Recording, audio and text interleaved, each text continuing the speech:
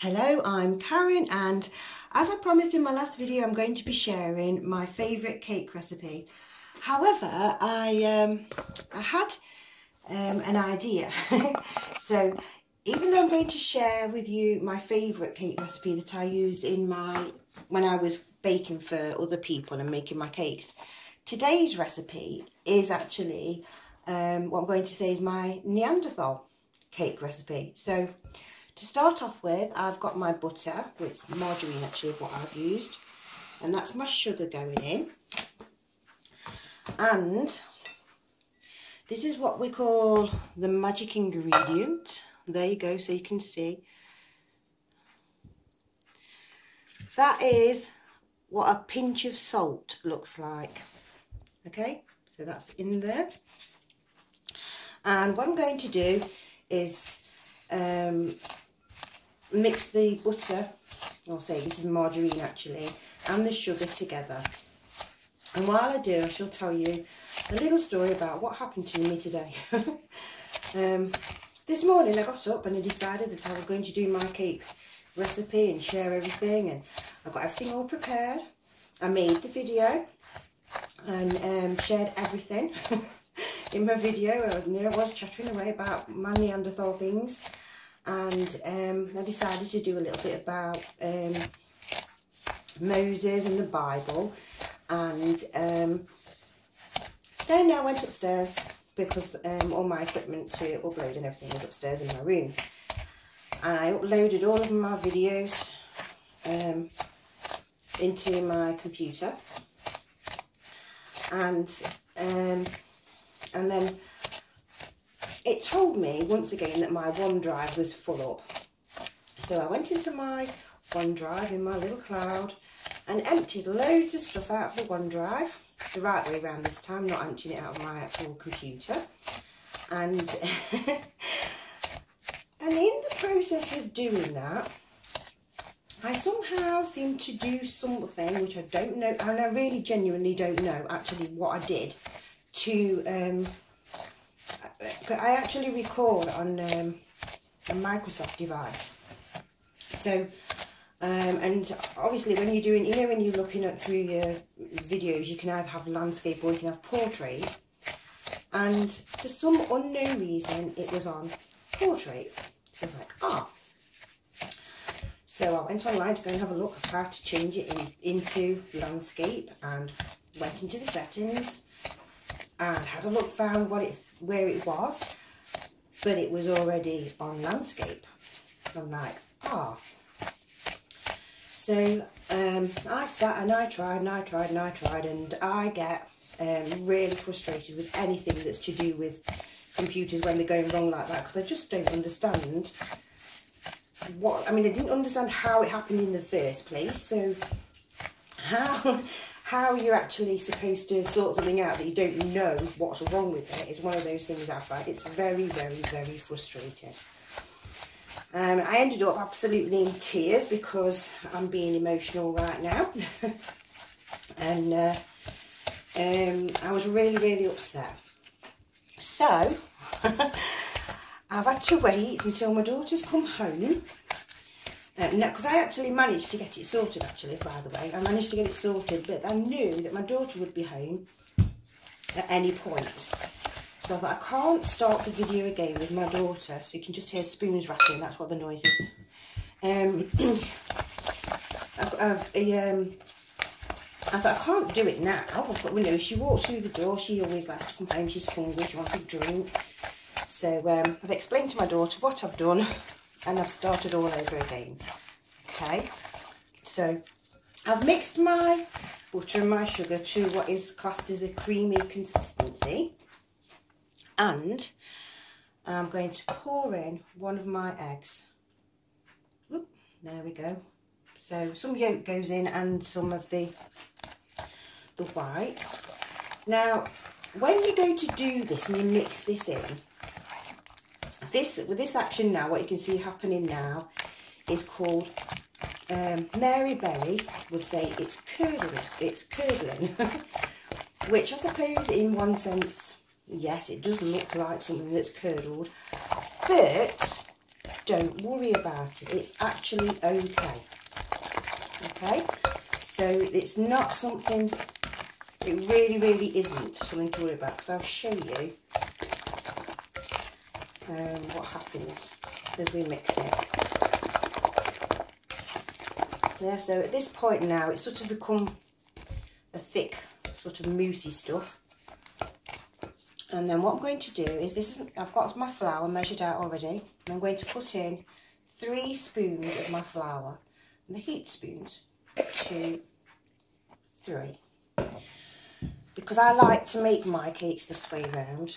You can actually, with the recipe, put everything all into a bowl together and use your food mixer, you know, the electric one, and give it all a whiz together and do it that way round.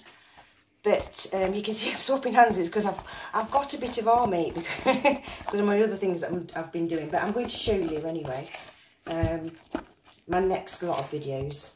It's going to be a strange video because I'm going to have to try and like join it together, because I want to make something which I know takes a long time to make, but you don't need to watch me make it all the way, because you don't. So there we go. See, it's looking better already. And now we're going to add in another one of the eggs, if I can do it. Come on, egg. Oh, right, okay, so a lot of yolk's gone, of the white's gone in, but the yolk hasn't this time. So I'm just going to leave it with that amount in it. Okay, so don't worry, it's going to do the same thing. It's going to do the curdling action again. Yeah, look, that's it. When you see it like that, you're like, oh God, that looks gross. But it's okay. Just keep on mixing and it will be all right. But anyway, the recipe that I wanted to share is an old favourite recipe, which is actually over 60 years old, from out of one of my recipe books. And so because it's an old English recipe, it's actually done in ounces rather than, you know, in America they use cups, and nowadays in England we use kilos and grams. But this was obviously, the recipe was done before that time, so I actually like to do it the good old-fashioned way and use the ounces instead. So I'm just going to put another 3 in, so that's 1, 2, and 3. There we go. And I'm going to mix that in all nicely. By the way, I didn't sieve my flour like you're supposed to do, because at the end of the day I'm pretending that I was a Neanderthal. So I didn't get that far as having a sieve. It was bad enough having to barter to get the bowl. No, not really. This bowl is one of my old ones. It's actually, if you can see, it's one of those brown bowl. It's this is the original one. They actually came back into fashion again, but this is also from, I would say, about the 1970s. This bowl is maybe a little bit earlier. So, and I just like it. It's just one of those, I don't know, I think these older things, they just help you connect with your past. So I'm just going to put both the yolks in this time with the last little bit of the egg white. I'm going to mix these in. And I've used free-range eggs as well, by the way. Just because I like to, and I prefer the fact that chickens live outside and eat all sorts of different things, so that they help build up their own immune system. So, and they're all nice and healthy. And I know we did go through a stage where all of the chickens, well, I think most of the chickens was actually kept inside, because there was some worry about the bird flu scenario. But, right, okay, so my egg is mixed in. I'm just going to move this out of the way a minute now, just so I tip in the last bit of the flour. There we go. And I mix my flour in. Now, realistically, when you actually start your recipe, you're supposed to put your oven on and preheat your oven. And I have got a fan oven, and I thought, oh, well, I didn't want to have the noise in the background, so I actually haven't put mine on yet. So I'll have to warm my oven up. There we go. all mixed in. Make sure there's no flour. And that's looking like a nice, good mix. Yeah, so you can see it's got, I don't know what sort of consistency. It's sort of like half, I don't know whether, like when you've been melting ice cream or something, but it's, there you go. That's my mix already done. Now, I did prepare my tray earlier, and I put my, I need to move those out of the way. And I'm not going to need this wooden spoon again, so I'm just going to scrape off the mix. I'm using, these are soup spoons actually, you know, if you was going to have your soup. So I put a nice, I'm trying to show you how much I'm actually putting in. It's best as well if you don't actually get your cake mix on the outside of your cake cases, because if you do, that will burn before your cakes are cooked, and so you will smell that burning sensation of you will smell burning when that bit cooks, but it won't actually affect your cakes too much, not unless it goes black. So it's best to be as neat as you can, but don't worry if you do make a bit of a mess. It's, say, at the end of the day, we're just making cakes for ourselves. It's not like we're in any kind of competition, or Mary Berry's going to be coming round to say, oh no, you've got too many air bubbles in there, and oh, your mix curdled there, love. How are you going to get out of that one?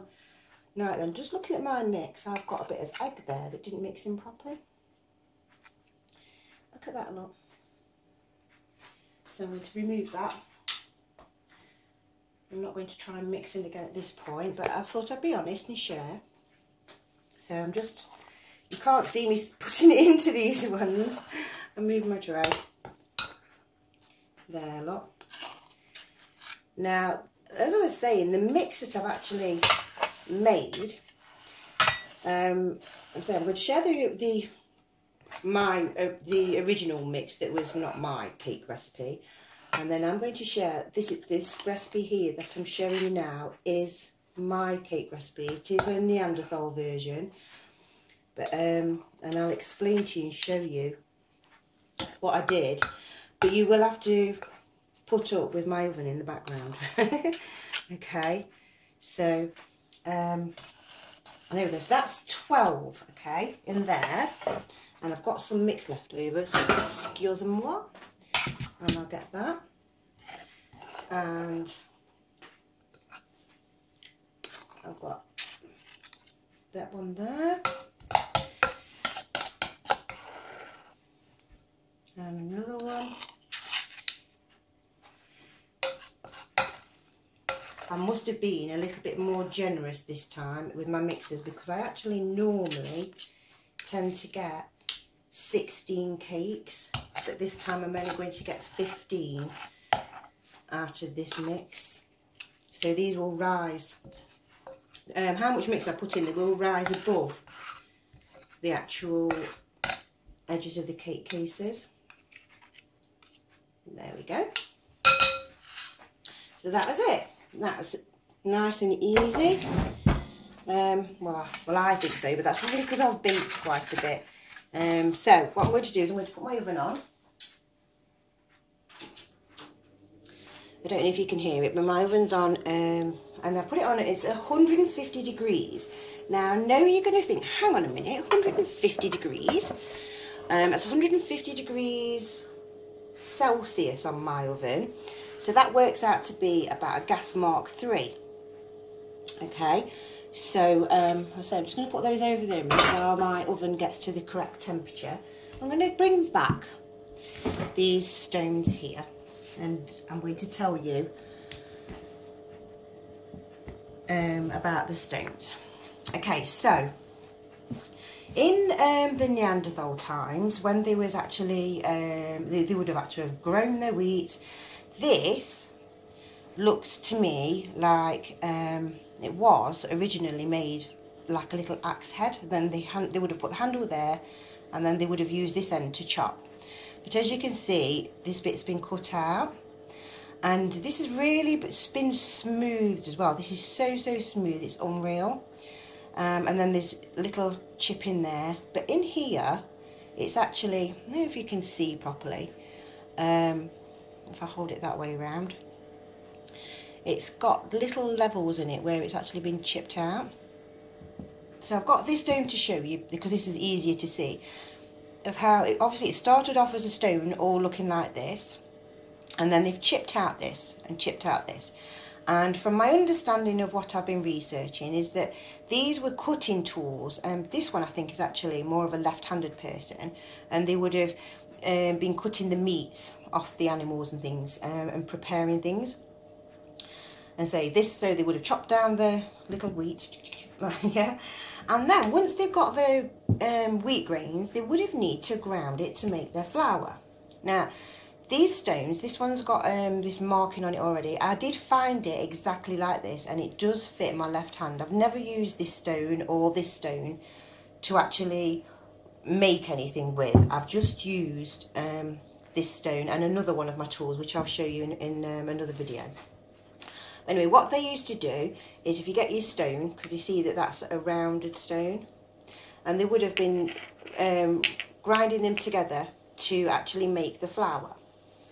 Now, this particular stone, it actually has what I believe is the, do you know in the cave paintings, and they was making their, because you can see how red that is. My hands look really, really red in this video, but they're actually not. But this is like a blood red. And that there, if you hold it like this, looks like it could have been a fingerprint where someone's held it. This could have been smudged on, I suppose. Or if you used it as a grinding tool, it could have been formed by there. But it's also got another stain here, which is more brown. And this is where I think that this one was used in this action. And that's how they really genuinely use the stones, which is why I believe that these markings are caused by the actions of them doing it. And also, I don't know if you can see, we actually do have some slight lines on it. So it could have been used as a hammer.